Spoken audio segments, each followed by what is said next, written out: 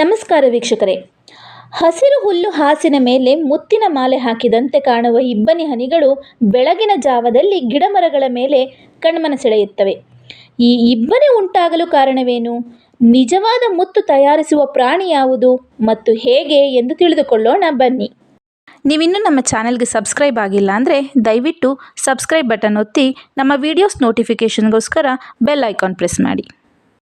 ಮುಂಜಾನೆ ಎದ್ದು ನೋಡಿದಾಗ ಹುಲ್ಲು, ಗಿಡಗಳು ಮತ್ತು ಮರಗಳ ಮೇಲೆ ಇಬ್ಬನಿ ಬಿದ್ದಿರುತ್ತದೆ. ಸೂರ್ಯನ ಕಿರಣ ಇಬ್ಬನಿಯ ಮೇಲೆ ಬಿದ್ದಾಗ ಅದು ಹೊಳೆಯುವ ಮುತ್ತಿನ ಹಾಗೆ ಕಾಣುತ್ತದೆ. ರಾತ್ರಿ ಹೊತ್ತು ಮಳೆಯಂತೆಯೇ ನೀರಿನ ಹನಿಗಳು ಆಕಾಶದಿಂದ ಬೀಳುತ್ತವೆ. ಈ ಹನಿಗಳೇ ಇಬ್ಬನಿ ಎಂದು ಕೆಲವರು ಭಾವಿಸುತ್ತಾರೆ. ಆದರೆ ಹಾಗೆ ಭಾವಿಸುವುದು ತಪ್ಪು. ನೀರಾವಿ ಕರಗಿದಾಗ ಉಂಟಾಗುವ ಹನಿಯೇ ಇಬ್ಬನಿ. ನಮ್ಮ ಸುತ್ತ ತುಂಬಿರುವ ಗಾಳಿಯಲ್ಲಿ ನೀರಾವಿ ಇದೆ. ಅದನ್ನೇ ನಾವು ಗಾಳಿಯಲ್ಲಿನ ತೇವಾಂಶ ಎನ್ನುತ್ತೇವೆ. ತಣ್ಣನೆಯ ಗಾಳಿಗಿಂತ ಬಿಸಿಗಾಳಿ ಹೆಚ್ಚು ತೇವಾಂಶವನ್ನು ಹೊಂದಿರುತ್ತದೆ. ರಾತ್ರಿ ಹೊತ್ತು ಈ ಬಿಸಿಗಾಳಿ ತಣ್ಣನೆ ಕ್ಷೇತ್ರದೊಡನೆ ಸಂಪರ್ಕ ಪಡೆದಾಗ ಆ ಗಾಳಿಯಲ್ಲಿನ ನೀರಾವಿ ನೀರಿನ ಹನಿಗಳ ರೂಪದಲ್ಲಿ ಬೀಳುತ್ತದೆ. ಇದನ್ನೇ ಇಬ್ಬನಿ ಅಥವಾ ಮಂಜಿನ ಹನಿ ಎನ್ನುತ್ತೇವೆ. ಇಬ್ಬನಿ ಹೇಗೆ ಉಂಟಾಗುತ್ತದೆ ಎಂಬುದನ್ನು ಸರಳ ಪ್ರಯೋಗದಿಂದ ತಿಳಿಯಬಹುದು. ಒಂದು ಲೋಟವನ್ನು ಮೇಜಿನ ಮೇಲಿಡಿ. ಈಗ ಮಂಜುಗಡ್ಡೆ ಚೂರು ಅಥವಾ ತಣ್ಣನೆಯ ನೀರನ್ನು ಲೋಟಕ್ಕೆ ಹಾಕಿ ಸ್ವಲ್ಪ ಹೊತ್ತಿನ ಬಳಿಕ ಲೋಟದ ಹೊರಭಾಗದ ಮೇಲೆ ನೀರಿನ ಹನಿಗಳನ್ನು ಕಾಣ್ತೀವಿ. ಗಾಳಿಯಲ್ಲಿರುವ ನೀರಾವಿ ಕರಗಿ ಈ ನೀರಿನ ಹನಿಗಳು ರಚಿತವಾಗುತ್ತವೆ. ಇದೇ ರೀತಿ ಮರಗಳು, ಗಿಡಗಳು ಹಾಗೂ ಹುಲ್ಲು ರಾತ್ರಿ ಹೊತ್ತು ತಣ್ಣಗಾದಾಗ ಗಾಳಿಯಲ್ಲಿನ ನೀರಾವಿ ಕರಗಿ ಇಬ್ಬನಿಯ ರೂಪದಲ್ಲಿ ಬೀಳುತ್ತದೆ. ಮೋಡದ ವಾತಾವರಣಕ್ಕಿಂತ ಆಕಾಶ ಶುಭ್ರವಾಗಿದ್ದಾಗ ಇಬ್ಬನಿ ಬೀಳುವುದು ಹೆಚ್ಚು. ಏಕೆಂದರೆ ಆಕಾಶ ಶುಭ್ರವಾಗಿದ್ದಾಗ ನೀರು ಹೆಚ್ಚಾಗಿ ಆವಿಯಾಗುತ್ತದೆ. ರಾತ್ರಿ ಹೊತ್ತು ಗಿಡಮರಗಳು ಸಹ ತಣ್ಣಗಾಗಿರುತ್ತವೆ.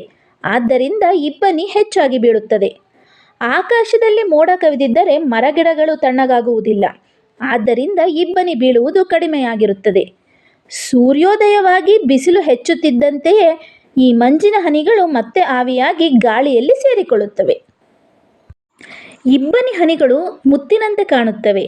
ಆದರೆ ನಿಜವಾದ ಮುತ್ತು ಹೇಗೆ ಆಗುತ್ತದೆ ಎಂದು ತಿಳಿದುಕೊಳ್ಳೋಣ. ಶುದ್ಧವಾದ ಮುತ್ತು ಬಹಳ ಬೆಲೆ ಬಾಳುತ್ತದೆ. ಈ ಮುತ್ತನ್ನು ರಚಿಸುವುದು ಸಮುದ್ರದ ಒಂದು ಚಿಕ್ಕ ಪ್ರಾಣಿ ಎಂದರೆ ನಿಮಗೆ ಆಶ್ಚರ್ಯವಾಗಬಹುದು. ಇದನ್ನು ಇಂಗ್ಲಿಷ್ನಲ್ಲಿ ಆಯಿಸ್ಟರ್ ಎಂದು ಕರೆಯುತ್ತಾರೆ. ಈ ಸಮುದ್ರ ಪ್ರಾಣಿ ನೆಲದ ಮೇಲೂ ಹರಿದಾಡಬಲ್ಲುದು. ಈ ಚಿಕ್ಕ ಪ್ರಾಣಿಯನ್ನು ಮೀನು ಅಥವಾ ಇದೇ ವರ್ಗದ ಇತರ ದೊಡ್ಡ ಪ್ರಾಣಿಗಳು ತಿಂದು ಬಿಡುತ್ತವೆ. ತನ್ನ ಜೀವ ಉಳಿಸಿಕೊಳ್ಳಲು ಅದು ಸಮುದ್ರದ ದಂಡೆಗೆ ಹರಿದಾಡಿ ಬಂದರೆ ಮನುಷ್ಯ ಅದನ್ನು ತಿಂದು ಹಾಕ್ತಾನೆ. ತನ್ನ ರಕ್ಷಣೆಗಾಗಿ ಅದು ತನ್ನ ದೇಹದ ಸುತ್ತ ಒಂದು ಗಟ್ಟಿ ಕವಚವನ್ನು ನಿರ್ಮಿಸಿಕೊಳ್ಳುತ್ತದೆ. ಈ ಗಟ್ಟಿ ಕವಚದೊಳಗೆ ಮುತ್ತುಗಳು ರಚಿತವಾಗುತ್ತವೆ. ಮುತ್ತುಗಳನ್ನು ಪತ್ತೆ ಹಚ್ಚಿದ ಕತೆ ತುಂಬ ಸ್ವಾರಸ್ಯಕರ. ಹೀಗೆ 4000 ವರ್ಷಗಳ ಹಿಂದೆ ಚೀನಿಯನೊಬ್ಬ ಹಸಿವಿನಿಂದ ಬಳಲುತ್ತಿದ್ದ. ಹಸಿವನ್ನು ಹಿಂಗಿಸಿಕೊಳ್ಳಲು ಅವನು ಕೆಲವು ಆಯಿಸ್ಟರ್ಗಳನ್ನು ತೆಗೆದು ನೋಡಿದ. ಅದರಲ್ಲಿ ತಿನ್ನುವುದಕ್ಕೇನಾದರೂ ಸಿಗಬಹುದೇನೋ ಎಂದು ನಂಬಿದ್ದ. ಆಯಿಸ್ಟರ್ ಒಂದರೊಳಗೆ ಫಳಫಳ ಹೊಳೆಯುತ್ತಿದ್ದ ಗುಂಡಗಿದ್ದ ಒಂದು ಚಿಕ್ಕ ವಸ್ತುವನ್ನು ಅವನು ಕಂಡನು. ಹೊಳೆಯುತ್ತಿದ್ದ ಈ ಚಿಕ್ಕ ವಸ್ತುವೇ ಆನಂತರ ಮುತ್ತು ಎಂಬ ಹೆಸರು ಪಡೆಯಿತು. ಆಕಸ್ಮಿಕವಾಗಿ ಮರಳಿನ ಒಂದು ಕಣ ಈ ಕವಚದೊಳಗೆ ಹೋದರೆ ಈ ಕಣದ ಮೇಲೆ ಅದು ಪದರ ಪದರವಾಗಿ ಕಪ್ಪೆ ಚಿಪ್ಪಿನಂತಹ ವಸ್ತುವನ್ನು ಜಮಾ ಮಾಡುತ್ತಾ ಹೋಗುತ್ತದೆ. ಈ ಪದರಗಳು ಕ್ಯಾಲ್ಸಿಯಂ ಕಾರ್ಬೋನೇಟ್ನಿಂದಾದವು. ಸ್ವಲ್ಪ ಕಾಲದ ನಂತರ ಚಿಪ್ಪಿನೊಳಗೆ ಮುತ್ತುಗಳ ರಚನೆಯ ಕಾರ್ಯ ಮುಗಿಯುತ್ತದೆ. ಇದನ್ನೇ ಅಪ್ಪಟ ಮುತ್ತು ಎಂದು ಕರೆಯಲಾಗುತ್ತದೆ. ಮುತ್ತಿನ ಬಣ್ಣ ಬೆಳ್ಳಗಿರಲೇಬೇಕೆಂಬ ನಿಯಮವಿಲ್ಲ. ಅದು ಕಪ್ಪು ಮತ್ತು ಕೆಂಪು ಬಣ್ಣಗಳಲ್ಲಿಯೂ ಇರಬಹುದು.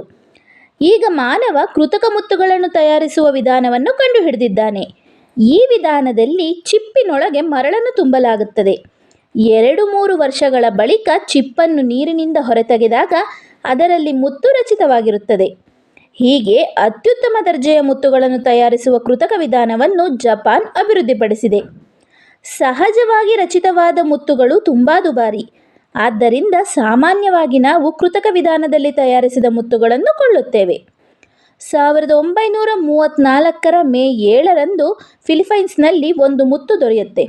ಅದರ ಉದ್ದ 23 ಸೆಂಟಿಮೀಟರ್, ವ್ಯಾಸ 13 ಸೆಂಟಿಮೀಟರ್ ಮತ್ತು ತೂಕ ಸುಮಾರು 6 kg